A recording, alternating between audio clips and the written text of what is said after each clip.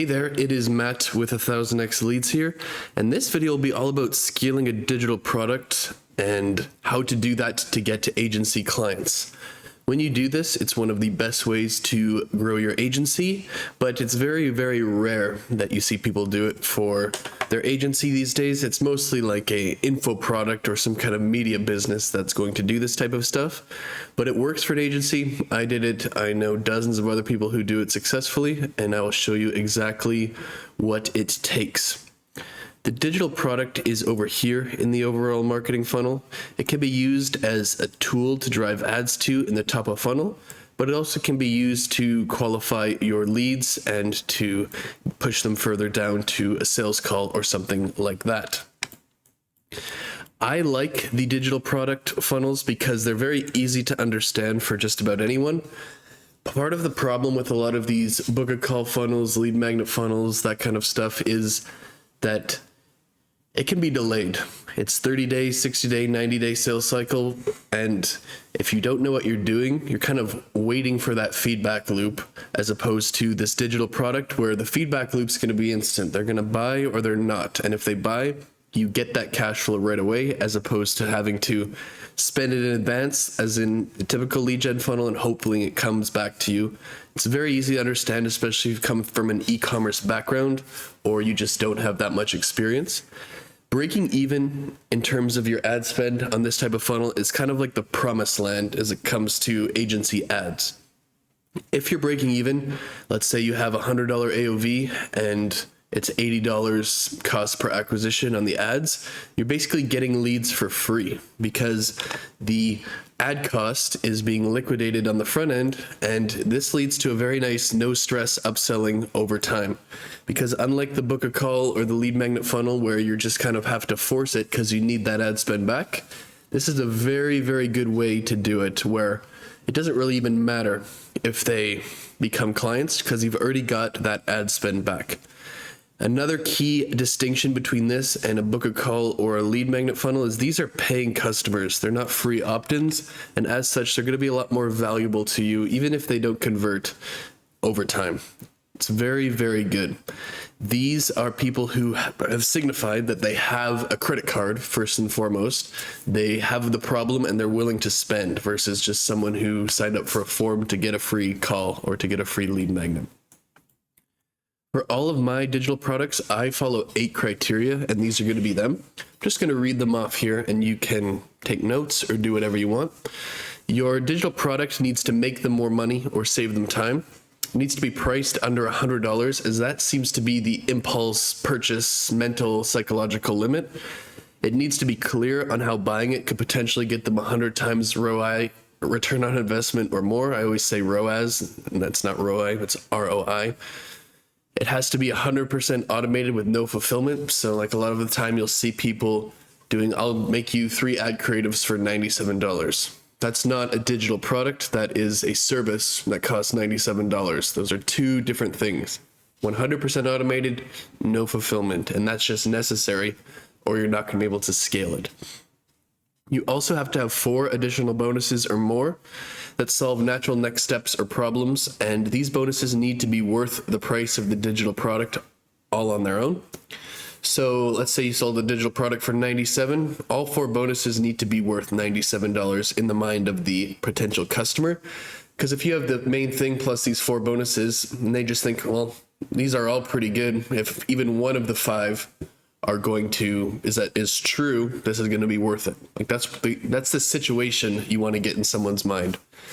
They should also be quick to use and have a low learning curve, and ideally not have tons of different software costs associated with them. They should be a natural continuation from your digital product to your intro offer or recurring service, or what's the point? We're not really making profit on the front end. It's just to get leads. And if they're irrelevant leads, not really a point of doing all this. And then it should be attractive to every level of the target market, meaning it should be just as attractive to beginners as 9 and 10 figure CEOs. And that's can be hard to do, but it is possible.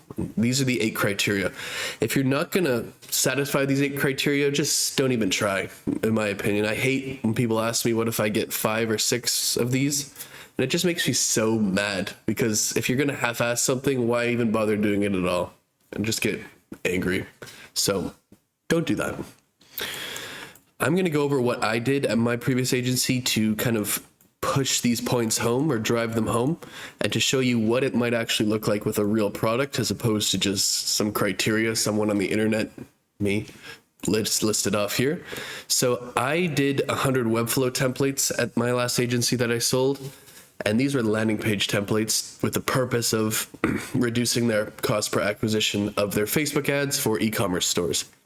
And over a 6-month period, give or take, 6 months plus 6 months of fully running it, but it took me a little bit to find out what worked type thing. I sold about 14,500 units, and that number comes from comparing, just in Stripe, the number of people, and then I'll tell you how many customers I got after that. So does Webflow landing page templates, and these are the ones I sold right here. There's a good mix of them. There's 3 types of landing pages in e-commerce. There's a sales page, a listicle, and an advertorial. So what I did was I basically found landing pages that I liked and paid people on Fiverr to recreate them. And we'll go over that shortly. But this is kind of like, let's go. So I just kind of did that and just found a bunch of landing pages, recreated them, and then we use these as templates. Basically, was our strategy. So what I did was, let's just go over it. So it's very easy to see how these would make them money or save time, both. Realistically, if it led to a higher conversion rate, that's making them more money, saving a lot of time because they don't have to develop them or design them themselves. They just have to duplicate and then write the copy. I sold these for $97, so that's $100 or less. If it makes their ads even 10% better and they spend, $100K a month on these, which a lot of people do, it's easy to see how it would get them 100 times ROI. A lot of them have very bad product pages or landing pages that they're running their ad traffic to as well. So it's not uncommon for them to be 50% better, which means they're going to get their 100 times ROI in a matter of days. It was automated through access with a Made in Webflow link. So if you don't know what that is, you search just Made with Webflow. So Made in Webflow. And you can go clonable sites only. What we did was made these all clonable. So they would just search our company name at the time and just click on it and clone it in their own Webflow account. They could pick and choose which ones they wanted, or they could get all of them. That's up to them. You can make this a nice private link too, so no one else can do it except the ones you send the link to. Didn't know that at the time. We were setting them manually, breaking that rule, but is what it is. So for 4 more bonuses, all of them were worth $97 on their own. So when I talk about the natural next steps, even if they have the template, they need to write the copy. So I had a bunch of copywriting prompts that were very good in my opinion, and I had them segmented by the different types of landing pages, the sales page, the advertorial, and the listicle. I had a bunch of A/B tests, like, okay, now that you have your landing page, we want to improve it. Run these 25 A/B tests. I had a masterclass on how to create good offers, just because the offer is going to hold people back quite a bit, especially e-commerce brand owners in general don't seem to have the skill set that affiliates and direct response marketers have. So they need a lot of help on making an offer. And then I did a swipe file of a bunch of successful landing pages. So all 4 of these are worth $97 on their own. I made it clear on how all of these will lead to that 100x ROI too. Maybe we should have drawn an arrow here. But just one of those things, very, very important. These are quick to use and easy to learn, much easier than a designer and a developer, and Webflow is very cheap, $29 a month. If I sold landing pages, of course, it naturally leads into that, landing page templates, landing page done for you, and it's valid to all levels of the market. So what I mean by that, very attractive to beginners, drop shippers, affiliates, direct response marketers, just normal brand owners, big brand owners, and even 9 and 10 figure brand. The CEO sees this, whatever, $97, send them to my team. If they want to use them, great. If not, no problem. And that is the key. It's running a Facebook ad to these. Literally anyone could buy it that has a Shopify store, or even if they use something like ClickFunnels or Funnelish or Checkout Champ or some obscure third party. e-commerce tool. Very, very important. And then let's go over to, actual metrics. So 14,500-ish units sold. And then I got this 2.1% upsell rate, and that is by comparing the number of people who bought these templates versus bought a landing page. Not a perfect system because I'm sure some current clients saw this and then bought the landing pages after, but just to give you an idea, 2.1%. I had an option of 2,500 for one or 5,000 for three, and most people chose one. So I did the math at this on one point for a video, and I settled on a $3,300 average between those two. If I did 14,500 units sold times 0.21, I got 304 clients from this based on that math. And if they're 3,300 AOV, that's 1,004,000 revenue. I had a lifetime 70% margin on these just because we had our own prompts, we had all our funnels that we duplicated, a very profitable, systemized, productized offer. And then that's 703,000 of profit, kind of in my heyday with this funnel. Ran it for about 6 months, so that's $117,000 in profit per month just from running this funnel. So you can make a lot of money on this. And then 14,500 units sold. I was not really profiting on the front end, but if you just do $97, that's about 1.4 million in revenue, virtually no profit. I believe I actually lost a little bit of money over the course of this. So it is what it is. All the money is made from upselling them on the back end. It's not from the product itself. When I was making this video, I asked around, got a little Q&A section here. So what should this landing page look like?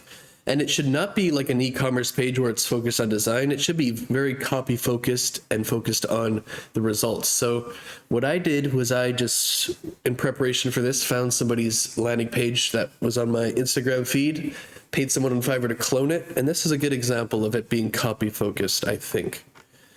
On these landing pages, if you can, either a video or photo examples of what they're going to get. The classic, copy, lots of social proof, but you don't want to make it super designed. It's the result they're going to get and proof as opposed to, design. See, look at all this proof this person has. Very nice.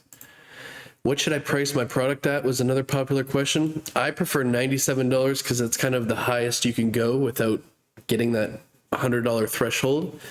This will give you more margin for error in terms of your cost per acquisition, just because you can very much get a $97 CPA, but if you're selling something for $17, it's going to be hard to get a $17 or less CPA. And that's the whole point on these ads, is you're breaking even. In addition to this, I have found that the more they pay for the product on the front end, the less likely they are to refund and be annoying, and the more likely they are to convert to an actual client, which just makes sense. Someone spending $97 and they're spending 5 times as much as if they were spending $17 or $20. Should I spend significant time doing this? If you're trying to scale a huge business, I feel that the paid product funnel is one of the best, as it's risk-free once you break even, because that cash flow is instantaneous. And you're getting people who prove they have a credit card and are willing to spend as customers for your product. They're not high-ticket clients yet, but they have a good potential to become high-ticket clients. How do I sell this digital product once I make it? You're going to sell it passively through, content in your YouTube description, your Twitter bio, LinkedIn maybe, email list.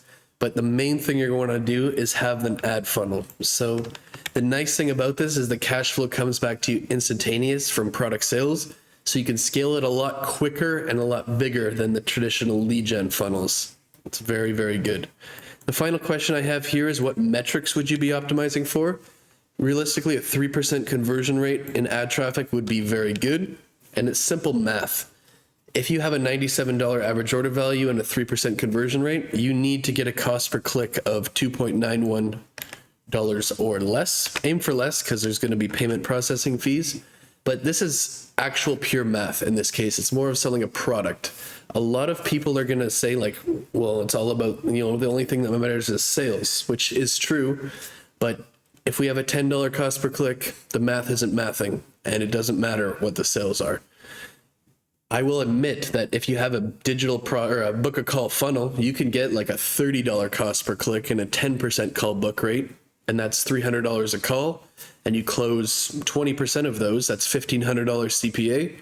Like, that math works, and it's about the math. It's not about these numbers, right? You know, $1,500 CPA and you have a 20K LTV, that math works. A $30 cost per click on a digital product funnel does not work. So it's just a matter of knowing what type of funnel you are doing and not trying to apply math that doesn't work. Let's wrap the video up with some action steps. So the first one, find a landing page that you like and then go to Fiverr and get someone to clone it. If you want to use Webflow, search for that. If you want to use ClickFunnels, search ClickFunnels pages and just choose whoever and say, send them the URL, $100, clone this for me. The next step is to create the actual product itself. Usually some form of templates or asset works the best. You're going to want to create an email delivery flow that triggers based on the Stripe payment or the ClickFunnels payment to deliver it to them, and then explain it. Treat it like an onboarding flow where you teach them how to use it and that kind of stuff. Pay some UGC creators or some editors for the ads. Do that on Fiverr, and then create the bonuses. And these 5 steps, you should be good to go. So if you like this video, let me know in the comments, and I'll see you in the next one.